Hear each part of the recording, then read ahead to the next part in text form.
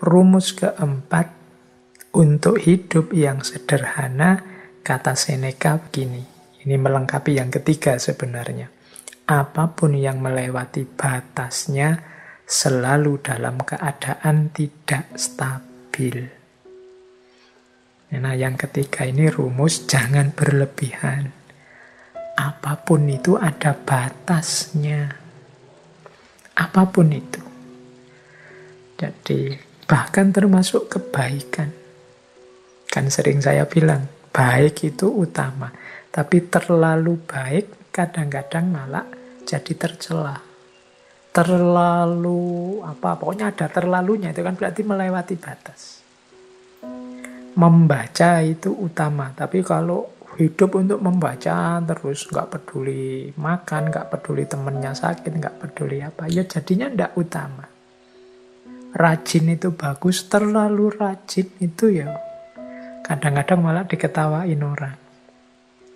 Kuliah jam 7, rajin sekali, setengah 7 sudah sampai di kelas nunggu dosennya. Tapi terlalu rajin, misalnya kuliah jam 7, jam 5, habis subuh sudah nunggu di kampus, itu mungkin malah diketawai orang. Tidak, segalanya ada batasnya, yang wajar saja. Itu kesederhanaan. Jadi jangan melampaui batasnya.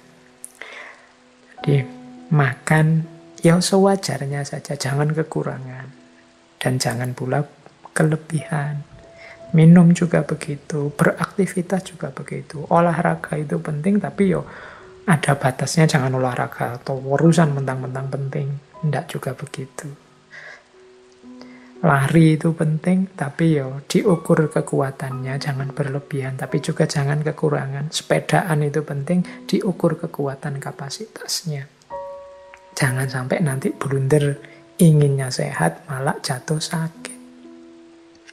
Jadi, kalau mengikuti rumusnya Seneca ini berarti mari kita hidup yang sederhana. Rumus yang pertama, sederhana itu kita puas, kita terima apapun yang kita miliki saat ini. Jadi seperti saya bilang tadi ya, qanaah. Yang kedua, mari kita bersyukur. Yang ketiga, mari kita hidup yang efektif. Jadi yang tidak penting, tidak usah diambil, dimiliki. Yang sudah terlanjur dimiliki, boleh kalau memang mungkin kita bagi untuk sesama. Dan untuk selanjutnya, jangan memubazirkan apa yang kita miliki untuk hal-hal yang tidak penting. Misalnya membeli yang tidak ada gunanya, hanya mengikuti hobi saja tanpa ngerti batasnya. Itu hidup sederhana. Dan yang terakhir ya tadi tentang batas. Jadi apapun yang kita inginkan untuk kita miliki atau kita lakukan, mari kita penuhi itu sesuai batasnya. Tidak kekurangan maupun berlebihan. Pas saja sesuai situasi dan kondisi kita. Baik, sampai di sini kita tadi dapat berapa tema. Sudah dapat tentang kehidupan, perjuangan, dan kesederhanaan. Nah, sekarang mari kita belajar tentang kebahagiaan. Oke, silahkan teman-teman yang mungkin ambil nafas sebentar. Karena ini materinya padat malam hari ini. Baik, tentang kebahagiaan ada beberapa tips, beberapa kata-kata bijaksana dari Seneca. Yang pertama, kata Seneca begini, orang itu menjadi sengsara karena ia berpikir dirinya begitu. Begitupun dengan bahagia. Jadi, pertama, Seneca ingin mengingatkan pada kita, bahagia atau tidak, itu tergantung tergantung pemikiran kita tentang diri kita. Kunci pertama itu. Sama sekali tidak ada hubungannya dengan hal-hal di luar diri kita. Kuncinya tentang anggapan kita, pikiran kita terhadap diri kita. Sepahit apapun situasi, separah apapun kondisi, kalau kita menganggap, aku masih bahagia kok, aku masih bersyukur dengan situasi seperti ini, aku ini masih tergolong orang yang beruntung loh. Jadi aku harus tetap bersyukur dan bahagia. Loh, itu ya kita bahagia. Meskipun situasinya sebenarnya tidak terlalu sedih, tidak terlalu mengenaskan, meskipun hanya kesulitan kecil saja dalam hidup, tapi kalau kita merasa, wah, hidupku ini malang sekali, hidupku ini menyedihkan sekali, salahku apa kok Allah mengujiku seperti ini, ya jadilah kita orang yang tidak bahagia. Meskipun mungkin sebenarnya ujiannya hanya kecil saja. Sebaliknya, orang yang ujiannya sangat berat, tapi menganggap, aku masih bahagia. Masih banyak orang yang lebih malang dari aku, lebih sedih nasibnya dari aku. Aku masih tetap harus bersyukur pada Allah. Itu pun dia masih orang yang bahagia. Jadi bahagia atau tidak itu tergantung anggapan kita, pikiran kita tentang diri kita. Tidak tergantung pada hal-hal di luar diri kita. Apapun situasinya. Jadi bagi teman-teman yang ingin bahagia, ayo dimulai sekarang. Tidak usah nunggu nanti, tidak usah pakai disarati macam-macam. Saya akan bahagia Pak kalau lulus, saya akan bahagia Pak. Loh, bahagia sekarang tidak nunggu lulus juga bisa kok. Alhamdulillah, skripsiku sudah memasuki tahap akhir. Meskipun prosesnya lama, masih banyak teman-teman yang tidak selesai-selesai, bahkan proposal saja belum. Yang belum proposal, alhamdulillah aku sudah mulai nggarap proposal sebentar lagi. Banyak teman-teman yang sampai kena DO tidak sempat nggarap skripsi. Yang DO mungkin ya, alhamdulillah aku masih sempat merasakan seperti apa kuliah. Banyak loh saudara-saudara teman-teman kita yang sampai tuanya tidak tahu rasanya kuliah itu apa, sibuk dengan kesulitan hidupnya. Loh, ada sangat banyak alasan untuk kita bahagia, sebagaimana juga ada sangat banyak alasan kalau kita tidak mau bahagia. Tergantung kita milih yang mana. Jadi pandemi ini kita sikapi seperti apa, membahagiakan atau menyengsarakan, masih dalam batas kita harus bersyukur ataukah sama sekali harus kita ratapi. Itu semuanya tergantung kita. Jadi tidak ada hubungannya dengan yang di luar diri kita. Maka yuk mari kita tata cara berpikir kita. Biar kita hidup secara bahagia. Kemudian ada rumus yang kedua, kata Seneca begini, kehidupan yang bahagia adalah yang sesuai dengan sifat alaminya. Jadi kebahagiaan itu akan muncul kalau kita ngerti kondisi harmonis, seimbang, alami dalam kehidupan kita. Ini nyambung dengan yang tadi ya, yang bagian kesederhanaan tadi, bahwa kita jangan berlebihan. Hiduplah di standar yang alami saja. Sesuai sifat-sifatnya, kalau bahasa tadi sesuai divine reason-nya, sesuai sunnatullahnya. Ya kita kuatnya makan berapa, kuatnya tidur berapa persen kita harus tidur, berapa persen harus makan, berapa persen harus istirahat, berarti untuk belajar berapa, untuk ibadah berapa, standar saja, yang alami-alami saja. Makan yang menguntungkan untuk tubuh, caranya seperti apa, bahannya apa saja, gimana caranya agar tidak kekurangan atau berlebihan, itu standar-standar alami. Kalau kita bisa hidup dengan standar yang alami tadi, ya mudahnya tidak kekurangan, tidak berlebihan, insya Allah kita akan bahagia. Yang ketiga, kata Seneca begini, berbahagialah mereka yang dapat bertahan di saat menerima keberuntungan dan ketidakberuntungan. Jadi, mental ketiga yang melahirkan kebahagiaan adalah penerimaan. Di antara sumber ketidakbahagiaan kita adalah kita tidak terima dengan situasi yang padahal sudah nyata kita hadapi. Kita tidak mau ngaku, kita tidak mau menerima bahwa oh iya, sekarang memang situasinya seperti ini. Oh iya, sekarang memang kondisinya begini. Mari kita terima dulu kenyataan hidup, kalau orang Jawa menyebut kasunyatan. Mari kita terima dulu apapun situasi yang memang sudah jelas kita hadapi.